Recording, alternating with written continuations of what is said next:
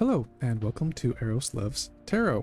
If you are joining us for the first time, welcome. We do tarot videos here, the occasional gaming video, and very soon we will be doing some tutorials and tips and tricks videos. For those of you that have joined us before, welcome. It has been a minute since last we recorded a video. So, in proper scuffed fashion, I filmed an entire video, and it didn't record correctly. Welcome back, Eros. Film a video incorrectly. So we're just going to go ahead and quickly do a summary of what happened, what we were talking about. Now, this is a energy that will take place for those watching in the minimum 3 to 4 week range and maximum 4-month range. Let me put these back.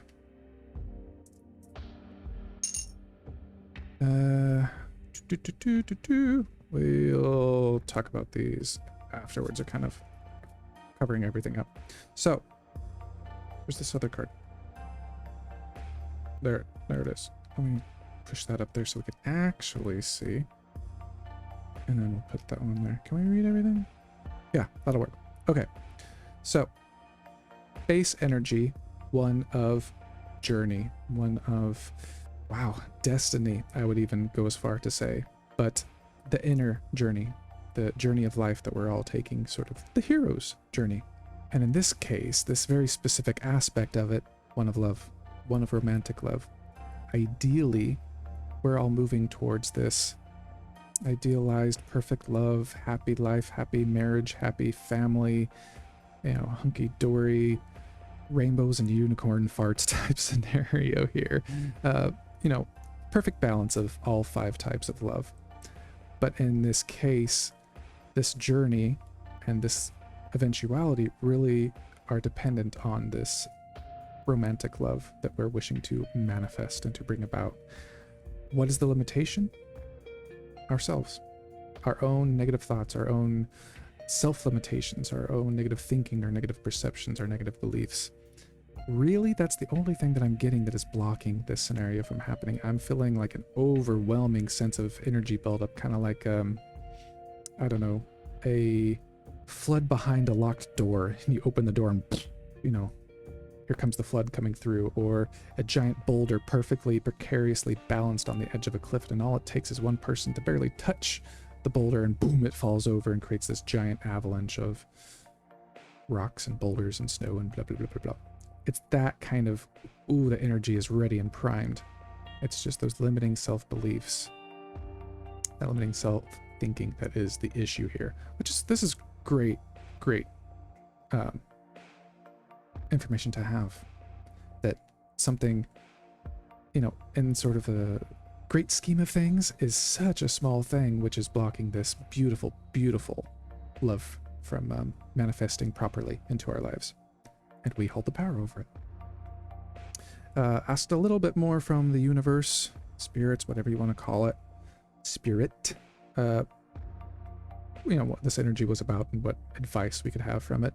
And what it was really saying is that it was breaking it down in sort of from into the masculine and the feminine.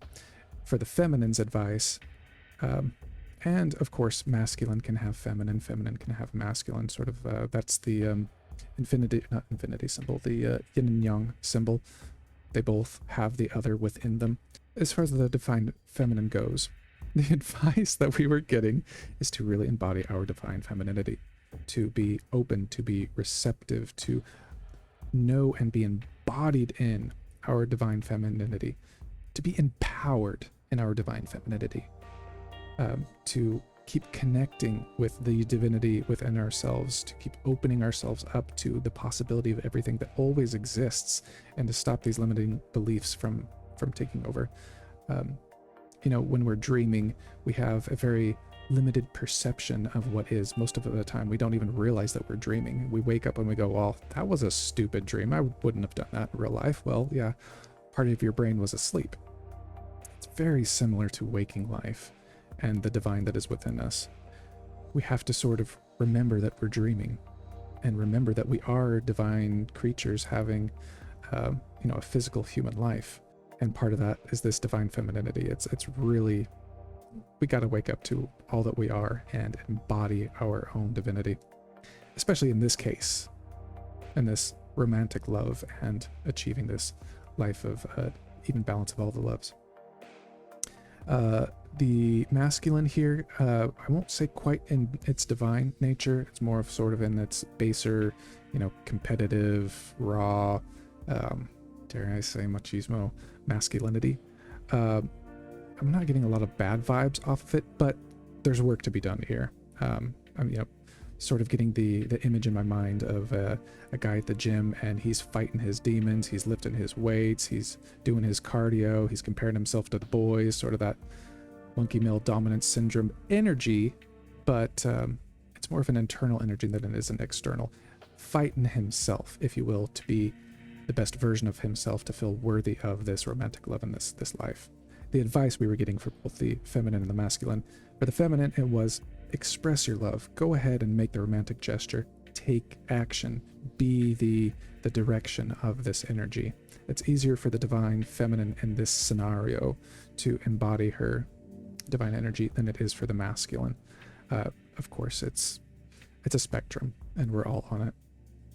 For the masculine's advice here, it was healing family issues. Your love life benefits you as you forgive your parents. Your love life benefits as you forgive your parents. So, like I said, fighting some inner demons there. For any of my family members watching, I did not mean for this reading to be about any of y'all. However, if any of it resonates, that's just because you watch my videos, and the energy flows depending on who's watching. Very, very good energy, very promising. And in this case, it's really the divine feminine that is taking the action here, that is taking the first step. Going back to the gym scenario, think of the guy, and he's doing his workouts, and he's bettering himself, and he's fighting his demons to try to achieve this love and this idealized life. And the divine feminine comes in here, and she takes action, and she asks him out, or she gives him the advice, or she says the thing, or there's some kind of aspect here of this divine feminine coming in here and making the first move, or taking the direction and helping the masculinity. Obviously they both have work to do, but that initial spark is what is creating this scenario, this romantic love, this overcoming of the negative self-beliefs, the negative perceptions, and the achieving of this idealized life. The hero's journey here towards this idealized perfect love moves through the lens of a romantic love and the divine masculine and feminine healing themselves, and then specifically divine feminine making and taking the lead here. Okay, and then we had some oracle cards to finish off. Basically, it was just saying that the moon phases are going to be quite important here for this scenario. The new moon and the full moon specifically. Whenever you find this video, you're meant to find it. Whatever resonates, take it. Whatever doesn't, leave it. But in this case, if it does resonate, those two moon cycles are going to be quite important for this energy and for you within this energy. Especially my divine feminines out there. A little bit of moon magic could be very useful here. Other little bit of advice is that the fairies are here for us. Nature is here for us. Gaia is here for us. Get your butt out in nature. Experience a little bit of nature. Go on a hike. Go sit under a tree. Go to a park. Do some gardening. Something like that. That will really help you get clear and step into your divine nature here to sort of connect back with that of all of which we are, the present moment especially. And then this energy here, especially of the feminine taking lead, it's really this flirtatious sort of bratty feminine energy, and I love it. It feels fantastic. Step into this, use this. The masculine is absolutely going to adore it. You're going to set him on fire. Obviously, switch genders and ideologies and masculine and feminine as you see fit. Whatever works for you is perfect for you. In this case, I'm just wording it in this way. But the masculine is going to love this energy of the feminine, this bratty, flirtatious nature, and he's going to embrace it wholeheartedly. Trust me. I don't think we need to go for any more advice cards here. I've sort of summed up all of what happened. 3 to 4 weeks minimum, 4-month maximum, moon energy, nature, bratty flirtatious, divine feminine taking action. Both are doing their healing. Feminine's healing is through expressing her love and taking action. The masculine is going back and doing some inner child work, healing some family issues, fighting those demons and stepping into his divinity. It comes out into this wonderful, I mean, just, it's hard to describe the love that I'm feeling from this romantic relationship that is either developing or blossoming more so. This overcoming of negative thinking, negative beliefs, negative self-doubts it's really something small in comparison to all of this love that is potentially here. And then this idealized, wonderful, perfect life. Obviously, nothing is ever perfect. We wouldn't want it to be, but you can achieve things that seem absolutely impossible. This energy is ripe for it. Okay, I hope you enjoyed that. I absolutely did, even with these scuffed beginnings. Thank you for joining me, my loves. I appreciate you. I am grateful for you. This energy is wonderful. This love is delicious, and I hope that you embrace it and believe in it. You absolutely deserve love. Love is always here for you, whether you believe in it or not. I'll be speaking with you again soon. I have lots more videos planned, new things in store, and more tarot videos to come as well. I'll speak with you again soon. Take care. Bye for now.